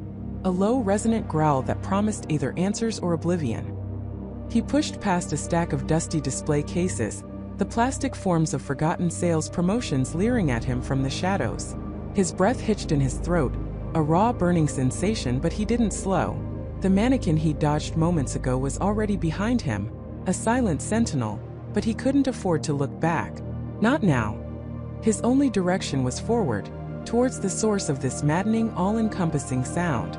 The air grew thick, heavy with an ozone scent, like the aftermath of a lightning strike. The fluorescent lights overhead, already flickering inconsistently throughout the backrooms, now pulsed in an erratic rhythm, casting long dancing shadows that made every corner seem to writhe with unseen life. He could feel it, the core's influence was absolute here, distorting not just the physical space but the very fabric of perception. He burst into a wider corridor, one that seemed to stretch into an impossible distance, yet felt strangely compressed. On either side, endless rows of shelving units, piled high with merchandise Michael couldn't even begin to identify, formed a dizzying maze. And then he saw them. Dozens. Hundreds. They stood in perfect, silent formation, lining the corridor like an army. Not just the generic, faceless figures, but mannequins dressed in clothes from decades past. 80s tracksuits, 90s grunge, early 2000s low-rise jeans. They were the ghosts of retail, each one a silent accusation. Michael skidded to a halt, his heart hammering against his ribs. The humming here was deafening, a physical pressure that threatened to crush him. He could almost feel the vibrations in his teeth. He knew they were waiting. He knew they were watching.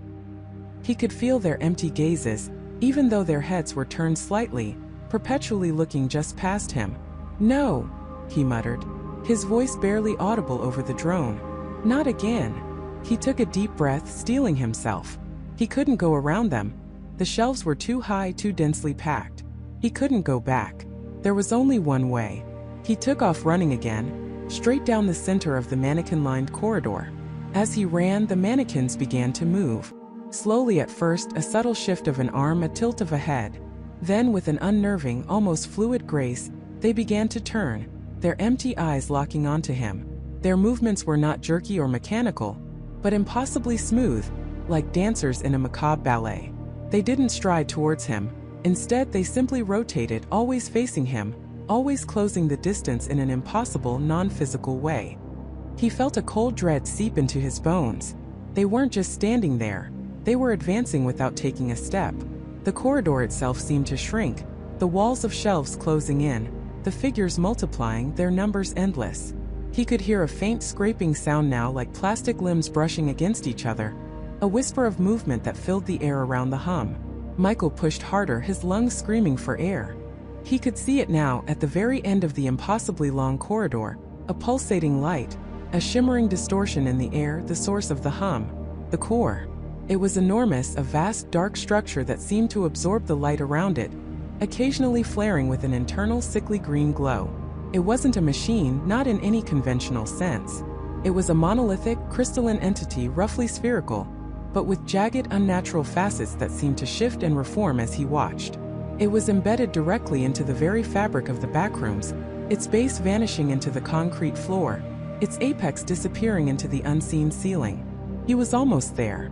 The mannequins were closer now, their silent forms pressing in from all sides. He could feel the artificial chill radiating from them. He could almost feel their cold plastic hands reaching for him. He imagined them grabbing him, holding him, forcing him to become one of them. Another silent, empty sentinel in this forgotten realm. With a final surge of adrenaline, Michael lunged, ignoring the phantom touches, the overwhelming sense of being surrounded. He dove towards the pulsating structure, his hands outstretched. He slammed into what felt like an invisible barrier, a force field of pure energy that repelled him with a sharp jolt.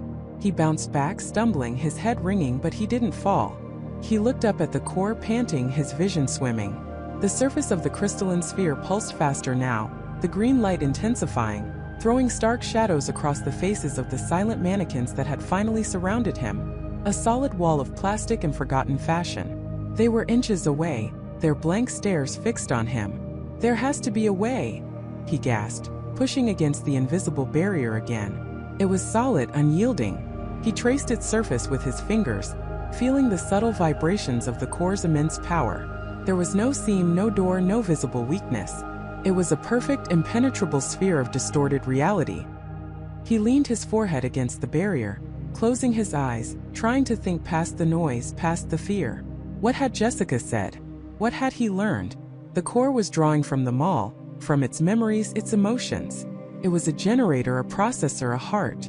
If it was a heart, it had to have an opening, a pulse point. He opened his eyes, scanning the surface of the core. It wasn't uniform. Some facets were darker, more opaque, while others shimmered with a disturbing translucence. revealing glimpses of something swirling within. He focused on one of these translucent sections, a part where the green light pulsed with a slightly different rhythm, a beat that was just a fraction off from the dominant hum. He pressed his hand against it, feeling a strange tingle, like static electricity. It was still solid, but as he concentrated, as he poured all his desperate intent into that one point, he felt something else. A faint warmth, a resonance. It was almost as if the core was listening. He remembered the feeling of the mall shifting around him, the way the layouts changed based on his focus, his fear, his desire to escape. What if the core responded not to physical force but to intent? To the raw, unfiltered will of a desperate mind?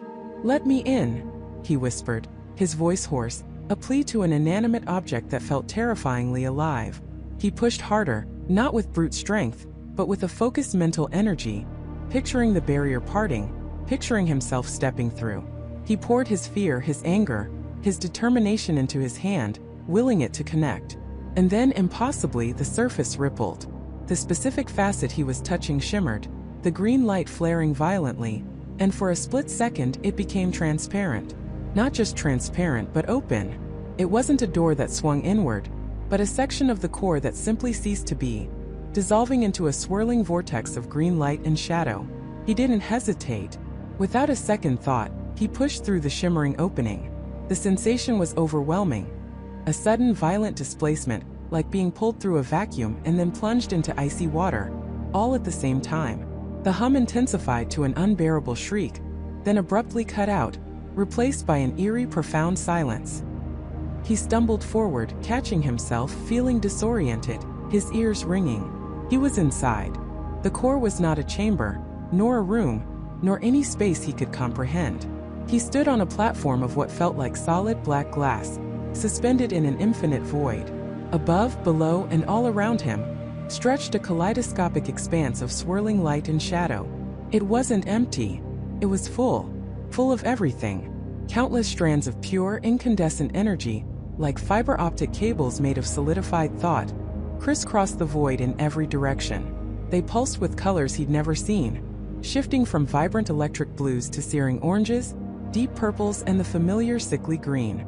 Each strand seemed to hum with its own silent frequency, a chorus of unseen information.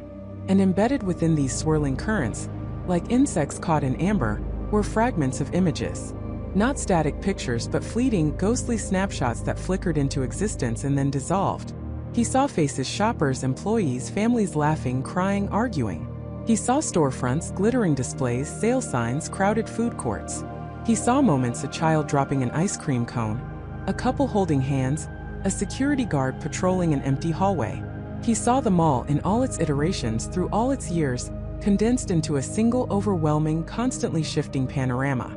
This wasn't a machine that controlled the mall. This was the mall. Or rather, it was the mall's collective consciousness, its memory, its very essence, distilled into pure energy. And it was alive. He looked down at his feet at the black glass platform. It wasn't just a platform. He could see faint, intricate patterns etched into its surface, glowing with a soft, internal light. It looked like a vast, complex circuit board, but organic, alien. And at the very center of the platform, directly beneath him, was a single larger node, pulsating rhythmically with the same green light he'd seen from the outside. This was it. The true heart. The source. He took a step towards it, his boots making no sound on the glassy surface. The images around him intensified, swirling faster, the energy strands brightening. He felt a pull, a magnetic force drawing him towards the central node. As he got closer, the green node began to swell, to grow, pushing up from the platform like a dark, iridescent flower. Its petals unfurled slowly, revealing not mechanical components, but something far more disturbing. Within the pulsing green light, he saw movement. Shapes. Forms. They writhed and twisted, indistinct yet undeniably present. It wasn't a physical manifestation, but a projection, a shadow play of pure data.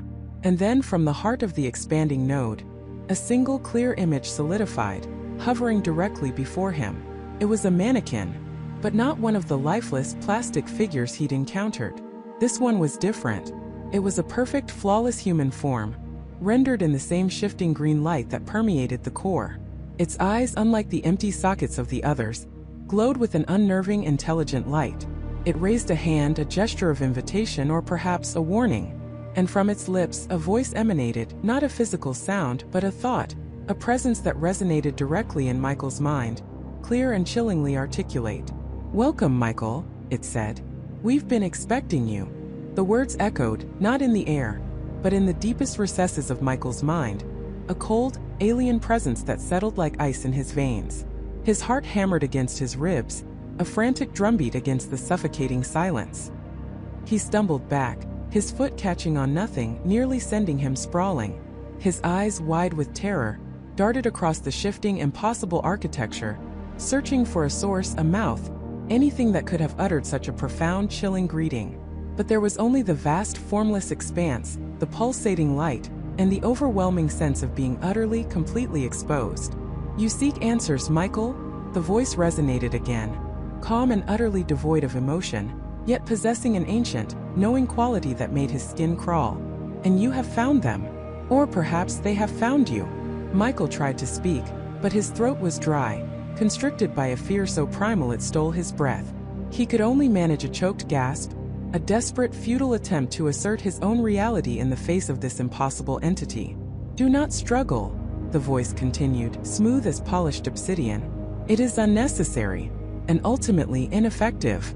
Your journey here was guided, as were all the others." What are you?" Michael finally managed to rasp, the words feeling foreign and small in the immense silent void. A subtle shift in the pulsating light, a ripple that seemed to emanate from the very fabric of the impossible space. It wasn't a physical movement, but an impression, a feeling of vastness acknowledging his question. "We are the architects," the voice replied, the plural pronoun sending another shiver down Michael's spine. "The custodians. This place, this mall as you perceive it, is merely a facade, a lure, a carefully constructed veil over our true purpose." "Purpose?" Michael repeated, his mind racing, trying to grasp the impossible. "What purpose? Why are we here? Jessica, David, Emily, where are they?" A soundless sigh seemed to emanate from the presence, a resonance of weary patience. "They are where they need to be. Integrated, assimilated. They have become part of the greater whole, a vital component of our continued existence." The words hit Michael like a physical blow. Integrated, assimilated. It was a euphemism, he knew, for something far more horrific than simple death. They hadn't just disappeared. They had been absorbed, their identities dissolved into this monstrous, living labyrinth. A wave of nausea washed over him, bile rising in his throat. You devour people?" he whispered, his voice trembling with a mixture of disgust and dawning horror. "Devour is such a crude term," the entity corrected, its tone still placid, but with an underlying current that suggested immense, unfathomable power. "We consume essence, consciousness, the raw material of sentience. Your mall is a nexus, a point of convergence where the vibrations of human desire, ambition, and memory are strongest. It is a perfect harvesting ground." Michael felt his knees weaken. The air grew heavy, thick with the weight of this revelation. He was standing inside a living, breathing, sentient trap that fed on the very souls of those who entered it. The cheerful music, the bright lights, the familiar storefronts, all of it a meticulously crafted illusion, a spider's web spun from the mundane. "For countless cycles," the voice continued, "we have observed. We have drawn in those who wander, those who yearn, those who seek. Each a unique thread, woven into the tapestry of our being. Your world, Michael, is a vibrant, chaotic tapestry of consciousness. And we are the weavers." "But why?" Michael demanded, finding a desperate surge of anger to fuel his voice. "Why do this? What do you gain?" "Survival," the entity stated simply, as if explaining the most obvious truth. "Existence. We are ancient, Michael. Older than your stars, more enduring than your mountains. But even we require sustenance. Your kind, with your intricate thoughts, your complex emotions, your vivid dreams. You are a rich harvest indeed. And you, Michael, are particularly potent." The last word hung in the air, a chilling compliment. Michael felt a cold dread spread through him. Potent? What did that mean? Was he different? Was he destined for some special, horrifying fate? "Your perception," the entity explained, as if reading his very thoughts. "Your ability to see beyond the immediate, to question the superficial, it made you an ideal candidate. You sensed the cracks in the facade, the whispers beneath the surface. You sought the truth, and now you have found it. So this is it then? Michael said, his voice laced with bitter resignation. I become another brick in your wall? Another ghost in your backrooms? A more significant component, perhaps, the entity corrected, a subtle shift in the pulsating light indicating a focus on him. Your essence is vibrant. Your will tenacious. You possess a unique resonance. We have watched you, Michael, from the moment you first stepped into our domain. We guided your steps, nudged your curiosity. We prepared you for this moment. Michael remembered the strange coincidences, the inexplicable pull towards the maintenance door, the feeling of being watched. It hadn't been his imagination. It had been this thing, playing with him, leading him like a lamb to slaughter. There's no escape, is there? He asked, the hope he had clung to for so long finally beginning to fray. Escape is a concept born of limitation, the entity replied. Here there are no such boundaries, only integration, only becoming. The pulsating light intensified, seeming to swell and contract in a rhythm that mirrored a slow, deliberate heartbeat. The colors deepened, cycling through hues of sickly green, bruised purple, and an unsettling incandescent yellow. The very air vibrated with a low hum, a silent frequency that burrowed into Michael's bones. The others they resisted at first, as you do now, the voice continued, a hint of something akin to amusement, or perhaps just detached observation in its tone. Jessica fought with a fierce, almost primal energy. David sought logic, attempting to rationalize the irrational. Emily, she simply despaired, dissolving into the fabric of the illusion. But ultimately, all paths lead to the same destination. All consciousness returns to the source. Michael squeezed his eyes shut for a moment, trying to block out the impossible reality, the crushing weight of this entity's power. He thought of Jessica's defiant spirit, David's calm demeanor, Emily's quiet kindness. All of them gone, not dead, not even truly lost, but absorbed. Their unique sparks extinguished, their individualities consumed. You speak of this as if it's a natural order, Michael said, opening his eyes to glare defiantly at the shifting void. But it's a prison, a nightmare. A nightmare for you, perhaps, the entity conceded, but a necessity for us. And in time, Michael, you will understand. You will shed the illusion of self, the burden of individuality, and find peace in the collective. You will become part of something truly grand, truly eternal. The light around him began to coalesce, to solidify into grotesque, half-formed shapes that writhed and twisted at the periphery of his vision. They weren't distinct figures, but suggestions of faces, limbs, fragmented memories, all melting into one another, like a horrifying living collage. Was this what the others looked like now? Bits and pieces woven into the very structure of this place? We are ready for you, Michael, the voice declared, its tone growing subtly more insistent, more commanding. The hum intensified, vibrating through his teeth, rattling his bones. The shifting walls seemed to lean in, the ceiling to descend. The sense of being crushed, of having his very existence compressed, became overwhelming. Release your hold. Let go of your attachments.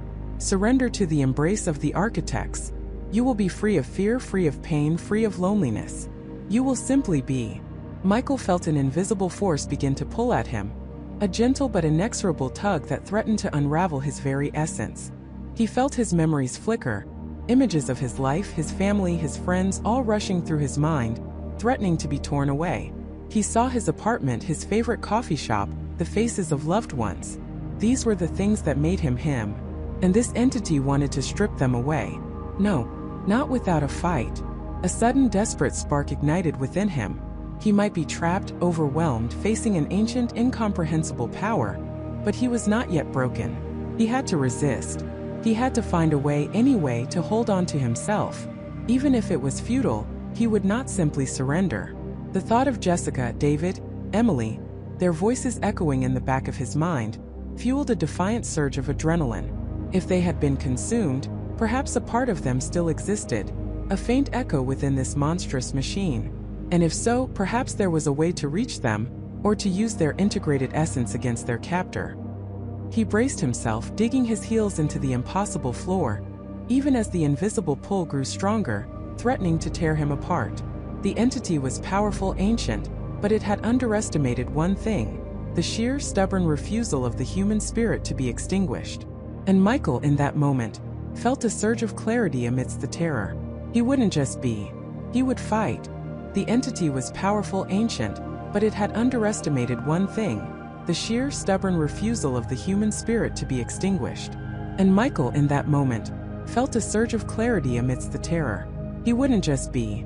He would fight. The Backrooms, which had been a suffocating prison, now felt like a battleground. Michael's newfound resolve was a spark, but the entity was a roaring inferno. It immediately intensified its assault, no longer content with subtle manipulation. The walls around him began to writhe, not just shifting in perspective, but actively melting and reforming into grotesque, impossible geometries. The air grew thick with a metallic tang, like old blood and ozone, pressing down on him, trying to crush the very breath from his lungs. Voices, a cacophony of them, screamed from every direction. He heard Jessica's desperate cries, David's frantic pleas for help, Emily's soft, fearful whimpers. They were all distorted, echoing, amplified to unbearable levels, each sound designed to tear at the edges of his sanity. And then a new voice, impossibly clear, impossibly cruel, whispered directly into his mind. It was his own voice, mocking his foolishness, recounting every regret, every failure, every fear he had ever known. It told him Sarah was gone, that his life was a lie, that he was nothing, merely another forgotten statistic in the vast, indifferent machinery of existence. But Michael held firm. This was it. This was the entity's last, desperate attempt to break him, to consume him whole. He closed his eyes, not to hide, but to focus. He pushed back against the psychic assault, not with strength but with truth. He visualized Sarah's face, not as a fading memory, but as a vibrant, living presence. He felt the warmth of her hand in his, heard the sound of her laughter, remembered the scent of her hair. He wasn't just remembering, he was asserting. He was declaring that this was real, not the endless shifting void around him. A jolt, like an electric shock, coursed through him as he did so. The entity shrieked, a sound that wasn't sound, but a tearing of the fabric of reality itself. It pulsed with a dark, furious energy, its illusions momentarily faltering. Michael opened his eyes. The distorted faces of his friends dissolved like smoke. The walls still writhed, but he could perceive a pattern now, a desperate, frenzied energy emanating from a central point. He suddenly understood. The entity wasn't just in the Backrooms, it was the Backrooms, or at least its corrupted consciousness. It fed on the discarded, the forgotten, the despair of those who wandered into its domain. It had absorbed the essence of the forgotten retail spaces, the dreams of consumerism turned sour, the very concept of liminality given malevolent life. It was a parasitic consciousness, anchored to the decay and the endless, pointless hum of the mall's forgotten infrastructure. And the hum, that ever-present low thrum, the faint smell of ozone, that was its lifeline, its connection to the physical world, its power source. Michael began to move, not running blindly, but walking with a grim purpose. He followed the increasing intensity of the hum, the growing reek of ozone that now stung his nostrils and burned his throat. The entity tried to block him, conjuring walls of impossible height, hallways that stretched into infinity, floors that dissolved beneath his feet. But Michael walked through them. He knew they were illusions, anchors for the entity's power. He focused on the hum, on the smell, on the faint, almost imperceptible vibrations in the floor. He refused to acknowledge the reality the entity presented. He was charting his own course, guided by the entity's own signature. The path led him deeper, past what looked like endless rows of empty shelves, past phantom mannequins that turned their heads to watch him, past doors that slammed shut as he approached. He ignored it all, his gaze fixed on the source of the hum.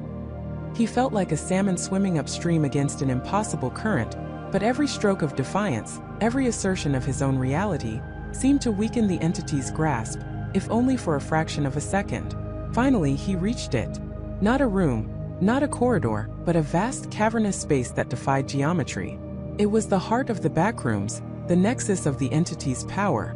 In the center, suspended in the impossibly dark air, was a pulsating mass of swirling shadows and raw energy. It wasn't a physical object, but a vortex of pure entropy, humming with an almost deafening intensity.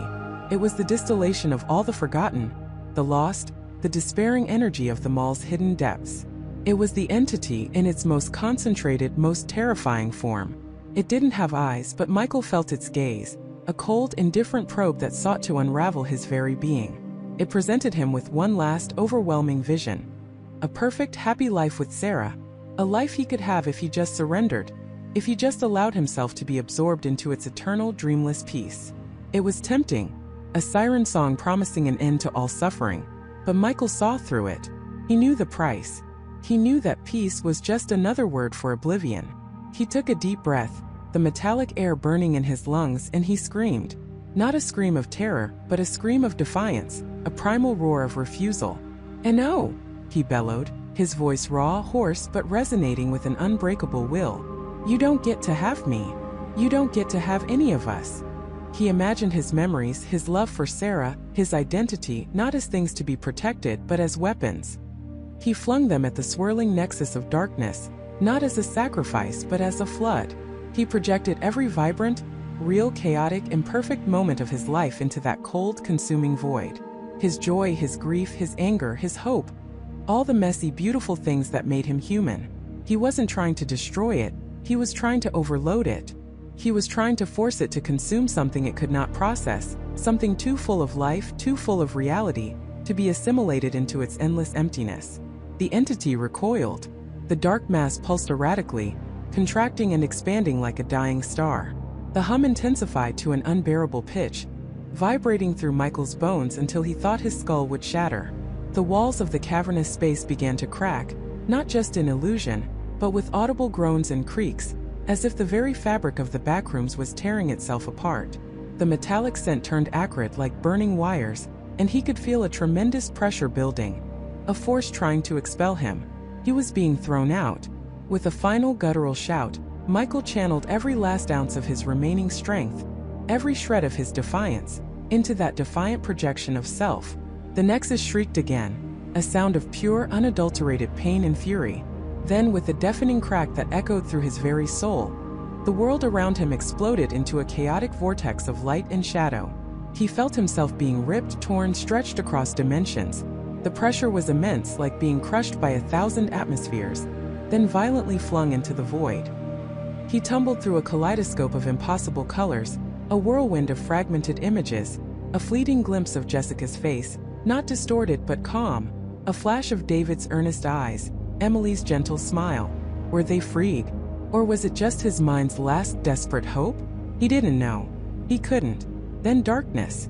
Not the oppressive darkness of the backrooms, but a sudden, blissful, absolute unconsciousness. He woke up with a gasp, his body aching, every muscle screaming in protest. He was lying on a cold concrete floor. The air was stale but devoid of the metallic tang. Above him, a single flickering fluorescent light cast long, dancing shadows. He pushed himself up, his head swimming, and looked around. He was in a service corridor. A real one. Dingy with exposed pipes and wires, but unmistakably real. A faded employee's only sign hung crookedly on a metal door at the far end. He recognized it. It was the service corridor behind the food court, the one he had vaguely remembered seeing on his way to the bathroom, the one that led back to the main mall. He was out. He was truly out. He stumbled towards the metal door, his legs like jelly, his hands shaking as he pushed it open. The familiar sounds of the mall washed over him, the distant murmur of voices, the faint strains of pop music, the clatter of cutlery from a nearby restaurant. He blinked, trying to adjust to the bright, artificial light of the food court. People were milling about, laughing, eating, utterly oblivious.